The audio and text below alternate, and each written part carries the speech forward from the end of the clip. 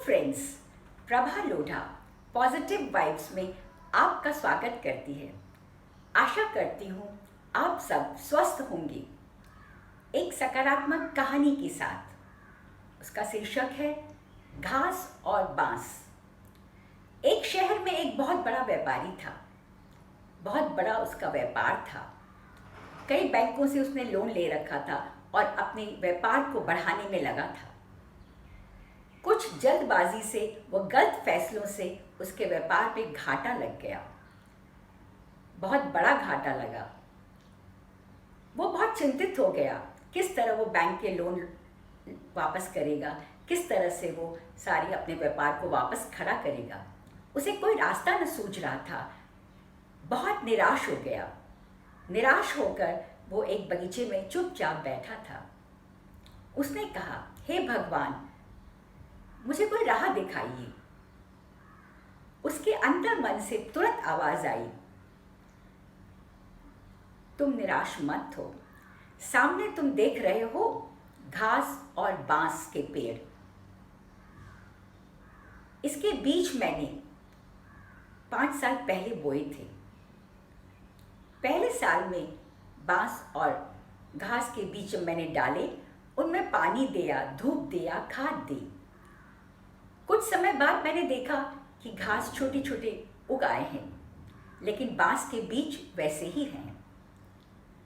दूसरे साल फिर मैंने घास में और बांस में पानी, धूप और बीज के खाद दिया, लेकिन घास और बढ़ गई, हरी भरी होने लग गई, लेकिन बांस के जो बीज थे वो बिल्कुल अंकुरित न हुए।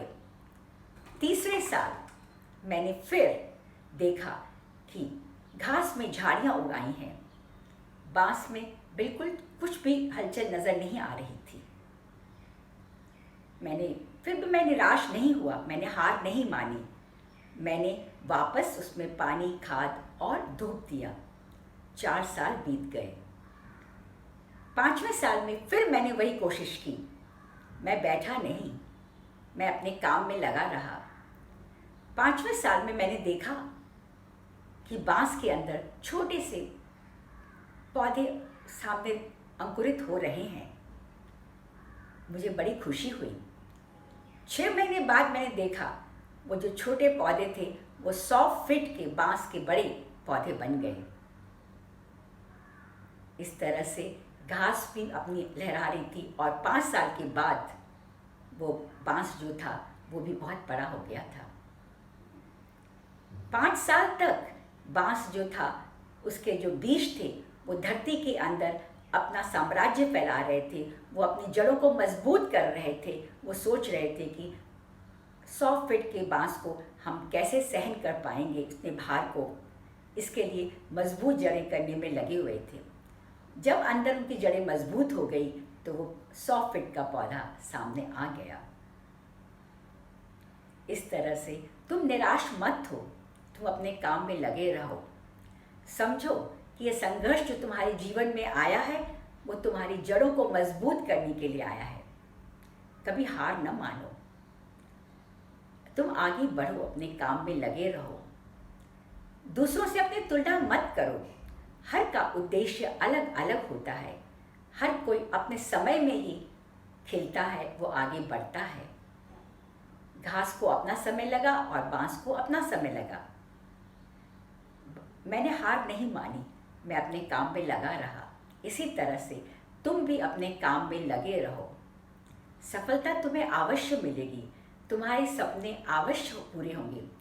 तुम समझो ये संघर्ष तुम्हारे जीवन में क्यों आया है। इसलिए आया है कि तुम्हें एक नई राह दिखा रहा है कि ये वापस ये गलतियां मत करो और तुम अपनी गलतियों को सुधारते हुए आगे बढ़ो। संघर्ष तुम्हारी जड़ें और मजबूत कर रहा है। जीवन में कितने भी आंधी या तूफान आए, लेकिन तुमको वो डिगा न सकेंगे, क्योंकि तुम्हारी संघर्ष के कारण तुम्हारी जड़ें बहुत मजबूत हो गई हैं। आज का जो संघर्ष में समय है वो भी हमें कुछ सिखा रहा है कि कोरोना के अंदर हमें कितनी शिक्षा मिल चुकी है, लेकिन आगे हम मजबूत बने और आगे इन गलतियों को न दोहराएं और अपने काम में लगे रहें। आप अपना काम करते रहिए, ये समय भी बीत जाएगा, आपका समय भी आएगा और आप आसमान की ऊंचाइयों को छूने लगेंगे। धन्यवाद। आशा करती हूँ आपको मेरी कहानी पसंद आई होगी। जय हिंद, जय भारत।